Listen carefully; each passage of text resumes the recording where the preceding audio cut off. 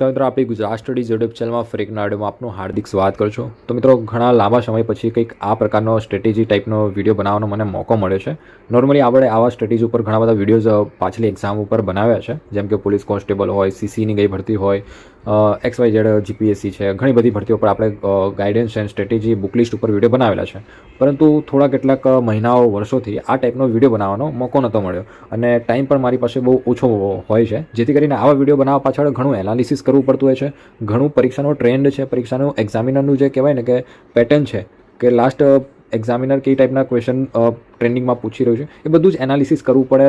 લેટેસ્ટમાં કયા કયા sources available છે બધું જ જોવું પડે, ત્યાર પછી આવા ટાઈપના વિડીયો બનાવી શકાતા હોય છે. તો આ વિડીયો બનાવવા પાછળ ઘણા દિવસોની મહેનત લાગી જતી હોય છે અને ઘણા સમયથી વિદ્યાર્થીઓને ડિમાન્ડ પણ હતી કે સીસી ઉપર તમે આ વખતે એક પણ વિડીયો નથી બનાવ્યો. તો આના ઉપર એક સ્ટ્રેટેજી છે બુકલિસ્ટ ઉપર, અને જે સિલેબસમાં પણ આ વખતે તમે જોયું હશે કે બહુ મોટો ચેન્જ કર્યો છે, રાઈટ. પહેલાં 100 માર્ક્સનું પેપર હતું, હવે 150 માર્ક્સનું પેપર લેશે અને 2 કલાક જ સમય છે. તો ટાઈમ મેનેજમેન્ટ ખરેખર અહીંયા તમને તમારો મેઇન રોલ છે એ ટાઈમ મેનેજમેન્ટ જ છે, રાઈટ.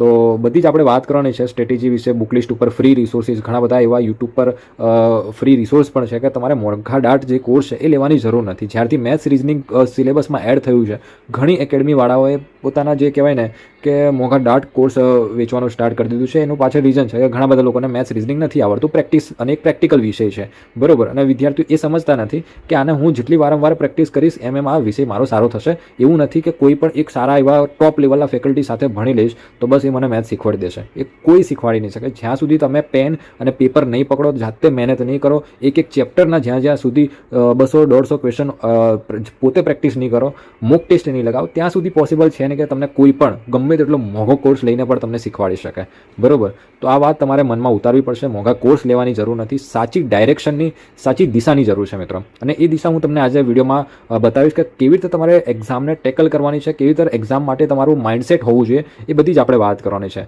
તો વધુ ચર્ચા નહીં કરીએ અને આપણે સીધી મેઇન મુદ્દાની વાત કરીશું બુકલિસ્ટ ઉપર અને શું વાંચવાનું છે, કેટલું વાંચવાનું છે. સૌથી પહેલાં તો હું તમને સિલેબસથી સ્ટાર્ટ કરીશ કે સિલેબસ શું છે આપણો. તો તમને ખ્યાલ જ હશે કે ગ્રુપ એ અને ગ્રુપ બી માટે કમ્બાઇન એક્ઝામ હોય છે આપણી, અને એમાં સિલેબસ છે એ મોટે હું અહીંયા તમને લખી દઉં છું. જેમ કે ઇંગ્લિશ છે, ઇંગ્લિશ 15 માર્ક્સનું છે. પછી ગુજરાતી છે એ આપણું 15 માર્ક્સનું છે.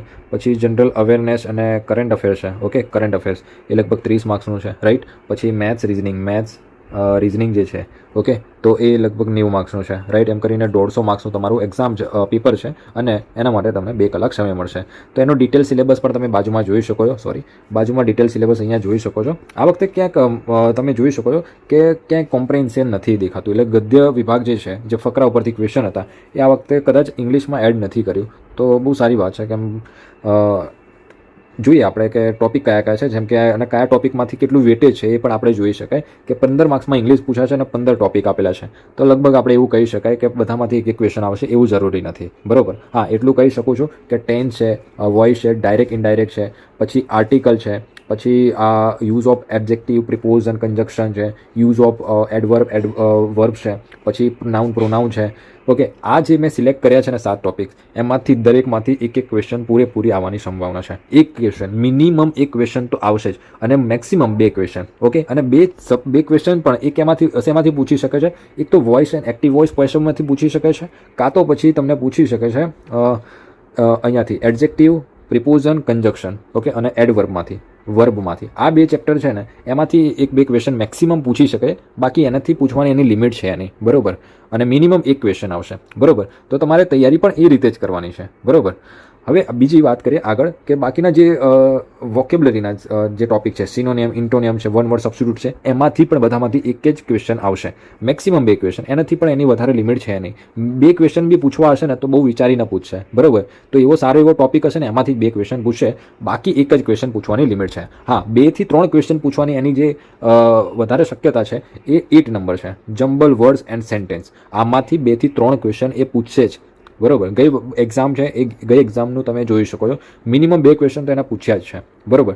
તો આ વખતે પણ 2 થી 3 ક્વેશ્ચન એ પૂછશે જ, કેમ કે જમ્બલ વર્ડ જે છે એ સેન્ટેન્સ અરેન્જમેન્ટ હોય છે, તો એ ખાસ કરીને એમાંથી ક્વેશ્ચન પૂછાતા હોય છે. બરાબર. તો આને તમે સારી એવી પ્રેક્ટિસ કરજો, 2-3 ક્વેશ્ચન તમને મળી શકે છે. અને જો CBRT પદ્ધતિ લીધી અને અલગ અલગ શિફ્ટમાં એક્ઝામ થઈ, બરાબર, તો આના ઘણી એવી શિફ્ટ હશે કે એમાં 2 ક્વેશ્ચન પણ હશે, ઘણી એવી શિફ્ટ હશે કે એમાં એના 3 ક્વેશ્ચન પણ તમને જોવા મળી શકે. તો દુર્ભાગ્ય તમારું રહ્યું અને 3 ક્વેશ્ચન તમારી શિફ્ટમાં પડી ગયા તો તમને તમારો બહુ ટાઈમ જશે, કેમ કે સેન્ટેન્સ અરેન્જ કરવું એ તમને થોડું નોલેજ હોવું જોઈએ, ઇંગ્લિશમાં સારું એવું તમારું ફ્લુએન્સી હોવી જોઈએ, તો તમે આમાં 2 થી 3 ક્વેશ્ચન સાચા કરી શકો છો. બાકી ટેન્સ છે, વોકેબ્લરી છે, એ બધા તો એમાં તો આખા ગામને માર્ક્સ આવવાના જ છે પૂરેપૂરા. બરાબર.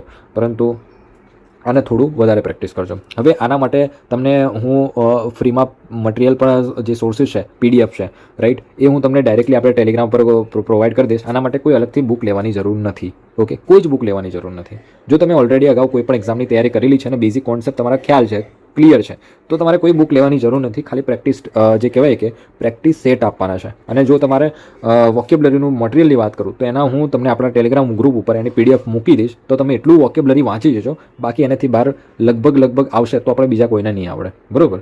તો એટલું કરી લેજો તો તમારે વોકેબ્લરીમાં કંઈ વાંધો નહીં આવે. દરેકમાંથી એક ક્વેશ્ચન આવશે, લગભગ 5 થી 6 ક્વેશ્ચન જેવા વોકેબ્લરીના રહેશે. 5 થી 6 ક્વેશ્ચન જે છે એ કહેવાય કે ગ્રામરના રહેશે, 6-7 ક્વેશ્ચન, અને એક ક્વેશ્ચન છે એ ટ્રાન્સલેશનનો રહેશે. એમ કરીને 14-15 ક્વેશ્ચન પૂરા કરશે અને 2-3 ક્વેશ્ચન જમ્બલ વર્ડ્સના હશે. બરાબર. તો આ રીતનું ઇંગ્લિશનું રહેશે. બરાબર મિત્રો.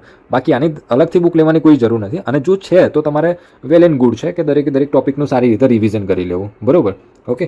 તો અને નથી એ લોકોને બુક લેવાની જરૂર નથી. બીજું એક કામ કરી શકો છો કે તમે લેક્ચર જોઈ શકો છો, વિડીયો લેક્ચર, અને એમાંથી નોટ્સ બનાવી શકો છો. એ વધારે બેટર રહેશે બુક વાંચવા કરતાં, કેમ કે તમને આમાં કોન્સેપ્ટ પણ ક્લિયર થશે વિડીયો જોશો તો, અને એની નોટ્સ પણ બનાવશો તો એક્ઝામ વખતે એનું રિવિઝન પણ સારી રીતે કરી શકશો. બરાબર. તો બુકનું રિવિઝન તમને છેલ્લે એન્ડમાં પોસિબલ મતલબ અઘરું પડશે. એના કરતાં બેટર છે કે તમારી પાસે બુક હોય તો પણ ઇગ્નોર કરો, સાઈડમાં રાખજો, એનો લેક્ચર જોવાનું વધારે પ્રિફર કરજો. યુટ્યુબ પર ઘણા બધા વિડીયોઝ ફ્રીમાં અવેલેબલ છે, તમે જોઈ શકો છો. જેમ કે તમને ટેન્સ નથી ફાવતું તો તમે સર્ચ કરી શકો છો ટેન્સ મેરેથોન ક્લાસ. ઓકે. તો કોઈ પણ હિન્દી ક્લાસ હોય કે પછી કોઈ પણ ગુજરાતી તમને વધારે કમ્ફર્ટેબલ હોય તો ગુજરાતમાં પણ ઘણી બધી ચેનલ છે કે લોકોએ ટેન્સ કમ્પ્લીટ ભણાવેલું છે બહુ સારી રીતે. બરાબર.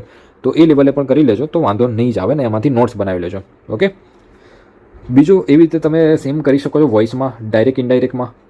ઓકે. વિડીયો લેક્ચર બનાવો, એની નોટ્સ બનાવો, એના રૂલ્સ જે પણ હોય છે એ નોટ ડાઉન કરી લો. ઇનફ છે. કોઈ બુક વાંચવાની જરૂર નથી. અને પ્રેક્ટિસ સેટ કરો. પ્રેક્ટિસ સેટ ક્યાંથી આપવાના છે, પ્રેક્ટિસ ક્યાંથી કરવાની છે એ આગળ વાત કરીએ. કઈ મોક ટેસ્ટ આપવાની છે, કોની આપવાની છે, બધી જ વાત કરીશું. એવી જ રીતે સેમ તમારે ગુજરાતીમાં પણ કરવાનું છે મિત્રો. ઓકે. તો ગુજરાતીમાં પણ સેમ તમને મેં કીધું એ પ્રમાણે કે દરેકમાંથી એક ક્વેશ્ચન આવશે. બરાબર. દરેકમાંથી આમાંથી બધામાંથી 1-2 ક્વેશ્ચન આવશે. મેક્સિમમ લિમિટ છે 1 ક્વેશ્ચનની, સોરી મિનિમમ. ઓકે. તો એટલો બધો પણ એટલો જે કહેવાય કે ટોપિકને એટલો બધો ટાઈમ નથી આપવાનો તમારે કે જાણે 5-10 માર્ક્સનું પૂછાવાનું હોય. દરેક ટોપિકમાંથી 1-1 માર્ક્સનું આવવાનું છે, તો 1-1 માર્ક્સ જેટલો એનો ટાઈમ આપવાનો છે. મેક્સિમમ ટાઈમ ક્યાં આપવાનો છે એ આગળ વાત કરીએ. બીજું છે જનરલ અવેરનેસ. 1 by 1 બધી વાત કરીશું. જનરલ અવેરનેસ, હવે આપણા સિલેબસમાં અહીંયા ક્યાંય ડિટેલમાં વાત નથી કરેલી કે જનરલ અવેરનેસ એટલે શું, પરંતુ હું તમને જનરલ અવેરનેસ શું થાય એનો મતલબ સમજાવું. હવે તમને ખ્યાલ હશે અવેરનેસ. ઓકે. અવેરનેસ એટલે શું? અવેરનેસ એટલે શું કે કોઈ પણ વસ્તુ છે એની બેઝિક માહિતી હોવી જોઈએ. મારા ખ્યાલ મુજબ આની વ્યાખ્યા આ રીતે કરી શકાય. અવેરનેસ એટલે કે તમને કોઈ પણ વસ્તુનો બેઝિક ખ્યાલ હોવો જોઈએ. એવી રીતે જનરલ એટલે જનરલ તમને બધા સબ્જેક્ટ, અને એક્ઝામ પોઈન્ટ ઓફ વ્યૂ તો આપણે સમજી શકાય કે દરેક સબ્જેક્ટ, જેમ કે હિસ્ટ્રી છે, ઓકે, હિસ્ટ્રી છે, જિયોગ્રાફી છે, ઓકે, પછી સાયન્સ છે, એન્વાયરમેન્ટ તો લગભગ નહીં પૂછે, હિસ્ટ્રી, જિયોગ્રાફી છે, ઇકોનોમિક્સ છે, ઓકે, ઇકોનોમિક્સ છે, પછી પોલિટી છે, બંધારણ છે. આ બધામાંથી બેઝિક ક્વેશ્ચન પૂછે છે. એટલું બધું ડિટેલમાં નહીં પૂછે. બરાબર. તો આ સબ્જેક્ટને એટલો લાઇટલી લેવાનો છે તમારે. એટલું બધું આના માટે તમારે એકદમ અલગથી મિડિવલ હિસ્ટ્રી નથી વાંચવું. અલગથી ઘણા બધા લોકો મેં લાઇબ્રેરીમાં જોયા છે, ઘણા બધા લોકો CCAની એક્ઝામની તૈયારી કરે છે, જનરલ અવેરનેસ છે, 30 માર્ક્સમાં પૂછાશે તો 15 ક્વેશ્ચન આના પૂછાશે અને 15 કરંટ અફેરના પૂછશે. એવું જરૂરી આપણે કહી ના શકાય. ઓકે. કે 15 ક્વેશ્ચન જ જનરલ અવેરનેસના આવશે. માની શકો 10 માર્ક્સનું કરંટ અફેર પૂછે અને બાકીનું 20 માર્ક્સનું GS પણ GS નહીં, જનરલ અવેરનેસ પૂછી શકાય. આમાં પણ 2 અલગ હોય છે. GS હોય છે, સોરી હું તમને આનો તફાવત સમજાવી દઉં એટલે તમને વધુ ક્લિયર થાય. GS થાય છે જનરલ સ્ટડીઝ, પછી જનરલ અવેરનેસ આવે છે, પછી આવે છે GK. બરાબર. GK એટલે જનરલ નોલેજ, ખાલી ફેક્ટ. ઓકે. ઓનલી ફેક્ટ કે ભારતનું નાનું મોટું શું છે, આ છે, એ બધું GKમાં આવે. ઓકે. પછી જનરલ અવેરનેસની વાત કરીએ તો જનરલ અવેરનેસમાં થોડું અવેરનેસ હોવું જોઈએ, એટલે થોડી માહિતી હોવી જોઈએ કે તમને બંધારણ છે તો બંધારણનો આમુખ છે તો આમુખ વિશે તમને બેઝિક માહિતી ખ્યાલ હોવી જોઈએ. ઓકે, પછી બંધારણનો ઇતિહાસ છે તો ઇતિહાસનું તમને બેઝિક માહિતી હોવી જોઈએ. બરોબર, એટલું બધું ડેપ્થમાં નહીં પૂછે, કેટલો ટ્વિસ્ટ કરીને નહીં પૂછે. બરોબર, આર્ટિકલ છે એ બધા તમને મેઇન આવડવા જોઈએ. બરોબર, અને જનરલ સ્ટડીઝની વાત કરીએ તો જનરલ સ્ટડીઝમાં તમને થોડું ટ્વિસ્ટ કરીને, થોડું કહી શકાય કે સેન્ટેન્સ ટાઈપના ક્વેશ્ચન બનાવીને પૂછી શકાય, થોડા ટ્વિસ્ટ કરીને પૂછી શકાય, થોડું ડેપ્થમાં પૂછી શકાય છે. તો આ પ્રમાણે જનરલ સ્ટડીઝ હોય છે. બરાબર, તો જનરલ અવેરનેસમાં તમને દરેક સબ્જેક્ટને બેઝિક માહિતી ખ્યાલ છે, ઇનફ છે. અને એના માટે તમારે ફક્ત એક બુક કરવાની છે. એ બુક કઈ છે એ આગળ હું તમને બુક લિસ્ટનું જ્યારે સેક્શન આવશે, અત્યારે આપણે સિલેબસ સમજીએ છીએ, બુક લિસ્ટનો સેક્શન આવશે એટલે તમને સબ્જેક્ટ વાઇઝ બતાવી દઈશ કે આના માટે આટલી બુક વાંચવાની છે. બરાબર, પછી કરંટ અફેરમાં તો તમને કહી દીધું એ પ્રમાણે કે 6 મંથનું લાસ્ટ 6 મહિનાનું કરંટ અફેર કરજો. અને એ પણ કેવી રીતે કરવાનું છે, જેમ કે તમારી એક્ઝામ એપ્રિલ મેમાં હોય. ઓકે, માની લો કે મેમાં એક્ઝામ છે. ઓકે, મેમાં એક્ઝામ છે તમારી, માની લો, મને એક્ઝેક્ટ ડેટ નથી ખબર કે મેમાં જ એક્ઝામ છે.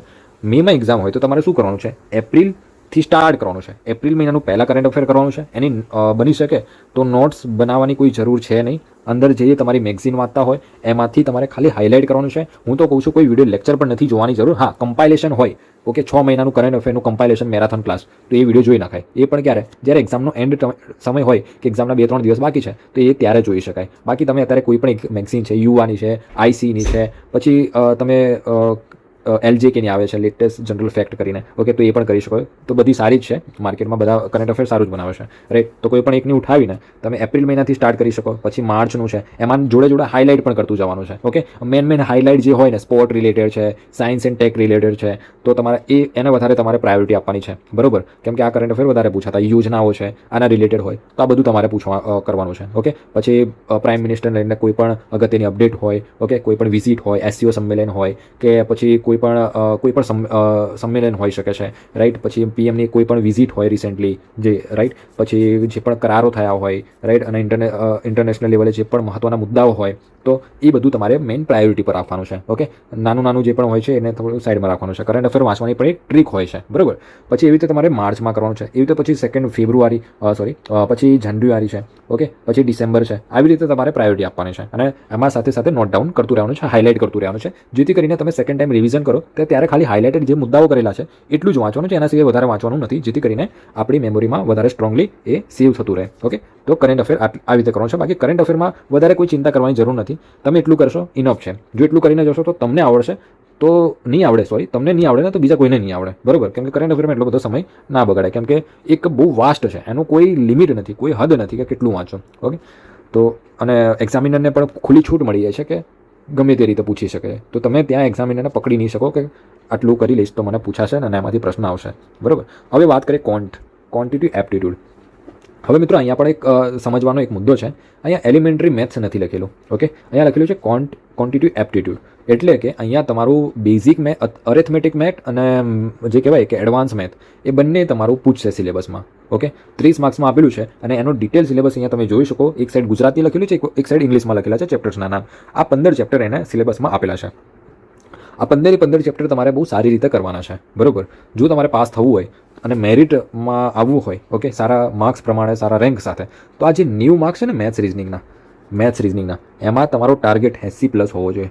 80+. હવે તમે કહો શું વાત કરો છો સાહેબ, મેથ્સ રિઝનિંગમાં 80+ કેવી રીતે પોસિબલ છે? બિલકુલ મિત્રો પોસિબલ છે. ઓકે, તમે એકવાર કોન્સેપ્ટ શીખી ગયા, એકવાર તમે ઘણા એવા હોય છે રિઝનિંગમાં તો તમે લાવો જ છો. રિઝનિંગ કેટલા માર્ક્સનું છે? 60 માર્ક્સનું છે. મોસ્ટ ટોપ કેન્ડિડેટનું તમે રિઝલ્ટ જોઈ લો છો. એણે રિઝનિંગમાં ગઈ વખતે લગભગ 40 માર્ક્સનું હતું મારા ખ્યાલ મુજબ. ઓકે, તો 40માંથી મેક્સિમમ લોકોએ 35, 37 માર્ક્સ તો લાયા જ છે. થોડી એવી પ્રેક્ટિસ કરો, મહેનત કરો ને તો પણ આમાં તમારે માર્ક્સ આવે છે. ઓકે, તો કેમ મેથ્સમાં ના આવી શકે?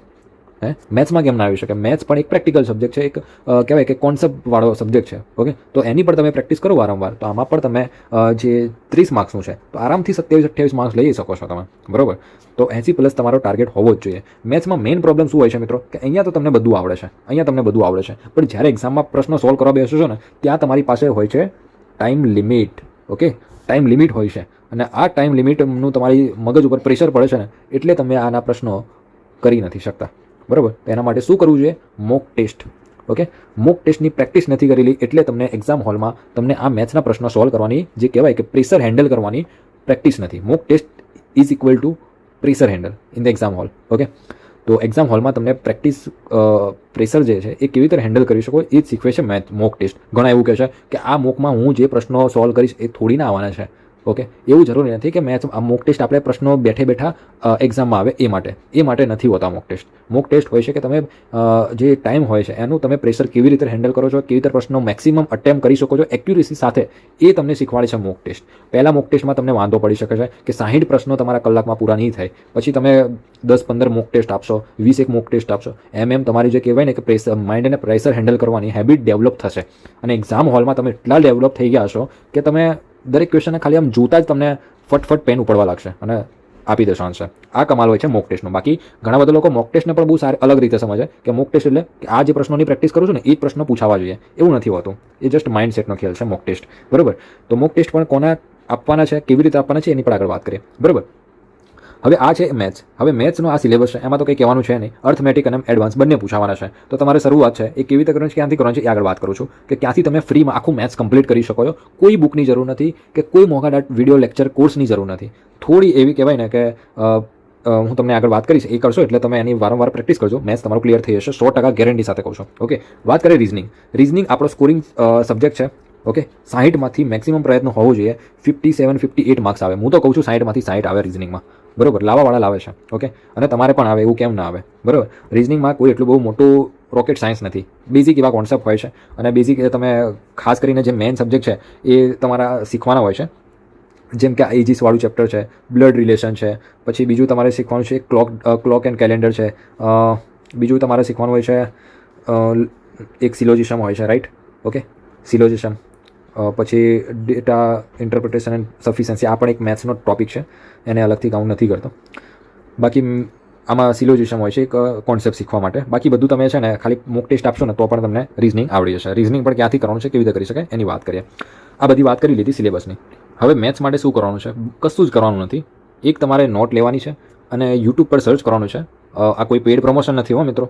આ મને જેન્યુઅલી સાહેબનું સારું લાગ્યું અને બહુ જેન્યુઅલી સાહેબે દિલથી ભણાવ્યું છે. આ 15 જે લેક્ચર લીધા છે ને સાહેબે, લગભગ કહી શકાય ને કે તમારું મેથ્સ કમ્પ્લીટ કરાવી દીધું છે CC લેવલનું. ઓકે, તમે કોન્સ્ટેબલ PSIની પણ એક્ઝામ આપતા હોય, તૈયારી કરતા હોય તો પણ તમને હેલ્પફુલ થવાનું છે. બરાબર. કોઈ કોર્સ લેવાની જરૂર નથી. બસ આ 55 લેસન જોઈ લીધા. ઓકે, 55 ક્લાસ છે સરના, લગભગ મેથ્સ કમ્પ્લીટ કરાવી દીધું છે અને લાઈવમાં ભણાવ્યું છે સરે. લગભગ પ્લેલિસ્ટ 1.5-2 વર્ષ જૂની પ્લેલિસ્ટ છે, પરંતુ સ્ટીલ તમને એક્ઝામમાં હેલ્પ થશે આનાથી. બરાબર. અને સરે દિલથી ભણાવ્યું છે. એક ચેપ્ટરના 2-2, 3-3 ક્લાસ લીધા છે. બરાબર. એવું નહીં કે બસ એક લેક્ચરમાં પૂરું કરી દીધું. 55 ક્લાસ લીધા છે મેથ્સ રીઝનિંગના. લગભગ પેડ કોર્સમાં પણ આ લેવલ તમને નહીં મળે કોઈ. બરાબર. તો કોઈ મોટી ફીઓ વેસ્ટ કરવાની જરૂર નથી. મારી પર વિશ્વાસ રાખી અને તમારી પોતાની પર વિશ્વાસ રાખી એકવાર ખાલી આમાં મેથ્સ આના ભરોસે સ્ટાર્ટ કરી દો. મતલબ જે કહેવાય કે આ પ્લેલિસ્ટ છે એના ભરોસે સ્ટાર્ટ કરી દો.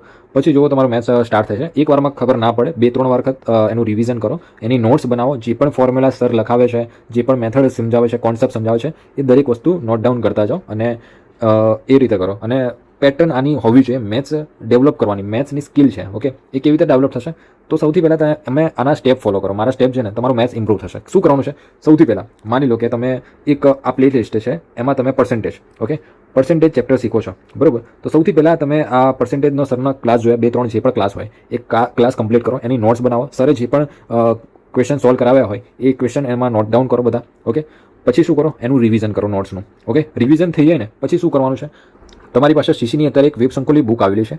CCના બધા જ પ્રશ્નો છે ને એ ચેપ્ટર વાઇઝ કમ્પાઇલ કરીને. ઓકે, કમ્પાઇલ નથી, જસ્ટ બતાવી દો તમને. આ બુક છે, રાઈટ. આમાં સબ્જેક્ટ વાઇઝ બાયફર્કેશન કરીને તમને દરેક લાસ્ટ CCની એક્ઝામના બધા ક્વેશ્ચન જોવા મળશે. જેમ કે પર્સન્ટેજ ચેપ્ટર ઉઠાવશો ને તો બધા CCના પર્સન્ટેજના ક્વેશ્ચન તમને આ બુકમાં મળી રહેશે. લગભગ કહી શકાય કે જેટલી પણ સીટમાં પ્રશ્નો થાય ને 100-150 ક્વેશ્ચન હશે, 200-250 જેવા પણ હોઈ શકે છે. ચેપ્ટર વાઇઝ અલગ જે પ્રમાણે લેતા હોય એ પ્રમાણે. તો આ જે 100-150-200 પ્રશ્નોની પ્રેક્ટિસ કરી લીધી એટલે સમજી લો કે તમારું પર્સન્ટેજ ચેપ્ટર ક્લિયર થઈ ગયું. બરાબર. અને આ જે 100-150 ક્વેશ્ચન છે એને 2-3 વખત પ્રેક્ટિસ કરી લો. 2-3 વખત. બરાબર. તમારું પર્સન્ટેજ એકદમ ઘૂઘરા જેવું થઈ જશે. એ રીતે દરેક સબ્જેક્ટમાં એવું કરવાનું છે કે આ પ્લેલિસ્ટમાંથી તમારે હવે પ્રોફિટ લોસ ઉપાડી લો. ઓકે, પ્રોફિટ લોસ જોઈ લીધો, પ્રોફિટ એન્ડ લોસ. પછી શું કરવાનું? સરની જે બનાવી હોય ને લેક્ચરની એની નોટ્સ બનાવો, એનું રિવિઝન કરો, પછી આ બુક ઉપર આવી જાઓ. આ બુક ઉપર પછી પ્રોફિટ લોસ ઉપાડો. ઓકે, પ્રોફિટ લોસના 100-150 ક્વેશ્ચન હોય ને એને 1 by 1 સ્ટાર્ટ કરી દો સોલ્વ કરવાનું. પછી તમને વચ્ચે એવા અમુક ક્વેશ્ચન આવશે કે સમજ નહીં પડે તો એને શું કરો? જેમ કે 3 નંબરનો પ્રશ્ન સમજ નહીં આવી તો એને રાઉન્ડ કરી દો. ઓકે, પછી જે 100-150 ક્વેશ્ચન પૂરા થઈને તમે જોયું કે એક 3 નંબરનો ક્વેશ્ચન નહીં આવડ્યો, એક 19 નંબરનો નહીં આવડ્યો, એક 25નો નહીં આવડ્યો, આ બધી રીતે એને રાઉન્ડ કરતા જાઓ ક્વેશ્ચન. પછી શું કરો, બધા ક્વેશ્ચન સોલ્વ થઈ જાય ને પછી શું કરવાનું છે તમારે, ફક્ત ખાલી આ જે રાઉન્ડ કરેલા ક્વેશ્ચન હોય ને એની પ્રેક્ટિસ કરો. ના હોય ને તો શું કરો, એક બીજી અલગ નોટ બનાવો. ઓકે, એમાં ટાઇટલ આપી દો કે ડિફિકલ્ટી ઇન મેથ્સ, ઓકે, અથવા તો ડિફિકલ્ટી ઇન પર્સન્ટેજ, ચેપ્ટરનું નામ આપી દો ડિફિકલ્ટી ઇન પર્સન્ટેજ. પછી આ જે રાઉન્ડ કરેલા હોય ને એ ચેપ્ટર એમાં રકમ સાથે લખો, રકમ સાથે લખવાનું છે, એનું સોલ્યુશન નીચે લખવાનું છે. ઓકે, જેથી કરીને તમે જ્યારે લાસ્ટ એક્ઝામના ડેઝ હશે ને મુમેન્ટ, ઓકે, એટલે કે થોડા દિવસો બાકી હશે ને ત્યારે ફક્ત તમારે આ ક્વેશ્ચન છે ને એનું રિવિઝન કરવાનું છે. જે તમને આવડે છે એ તો આવડવાના છે, પરંતુ આ જે નથી આવડતા પ્રશ્નો, બરોબર, તો એમાં જે કોન્સેપ્ટ કયા છે એ તમને લાસ્ટ સમયે રિવિઝન કરશો ને તો તમને કદાચ એક્ઝામમાં આ લેવલ આ ટાઈપનો આ કોન્સેપ્ટનો પ્રશ્ન પૂછી જાય, આ ટાઈપનો પ્રશ્ન પૂછાય તો તમે રિવિઝન કરેલું હશે ને અલગથી તો તમને વાંધો નહીં આવે. બરોબર, તો આ પેટર્ન છે. ફરીથી એકવાર રિપીટ કરું છું, તમારે શું કરવાનું છે, આ પ્લેલિસ્ટ છે એમાંથી માની લો તમે પર્સન્ટેજ લીધું, માની લો તમે નંબર સિસ્ટમ લીધું, પછી શું કરો, આ બુક ઉપર આવી જાઓ અને નંબર સિસ્ટમના પ્રશ્નો 1 by 1 સોલ્વ કરો. જે પ્રશ્ન નથી આવડતો, 3 નંબરનો પ્રશ્ન નહીં આવડતો એને માર્ક કરો, આગળ વધો. પછી 10 નંબરનો પ્રશ્ન નહીં આવડતો એને માર્ક કરો, આગળ વધો. ઓકે, પછી 15નો નહીં આવડતો માર્ક કરો, આગળ વધો. પછી શું કરવાનું છે, ડિફિકલ્ટી ઇન નંબર સિસ્ટમ, અલગ બુક લો, એમાં difficulty in number system heading આપો. પછી શું લખવાનું છે કે 3 નંબરના ક્વેશ્ચન, એની રકમ લખો, એનું સોલ્યુશન લખો, સારી રીતે સમજીને સોલ્યુશન લખો. સોલ્યુશન લખી દીધું પછી 10 નંબરનો પ્રશ્ન લખો, એની રકમ લખો, એનું સોલ્યુશન લખો, એને સાઈડમાં કરી દો. પછી શું કરવાનું છે, ટાઈમ મળે ને તો પછી એનું પ્રેક્ટિસ કરવાની છે કે આ પ્રશ્ન છે એને કેવી રીતે સોલ્વ કર્યો છે, બસ એ પ્રેક્ટિસ કરો, 5-10 વખત સોલ્વ કરો. એવી જ રીતે દરેક ચેપ્ટર છે ને દરેક ચેપ્ટર એના 100 ક્વેશ્ચન હોય, જેમ કે પર્સન્ટેજ છે, ઓકે, પર્સન્ટેજ છે એના 100 ક્વેશ્ચન છે, તો આ 100 ક્વેશ્ચનની તમારે મિનિમમ હું કહું છું કે 2 થી 3 વખત તમારે પ્રેક્ટિસ કરવી જ જોઈએ. મેક્સિમમ હું તો કહું છું 4 થી 5 વખત પ્રેક્ટિસ કરો એટલે ઘૂઘરા જેવું તમારું પર્સન્ટેજ થઈ જાય.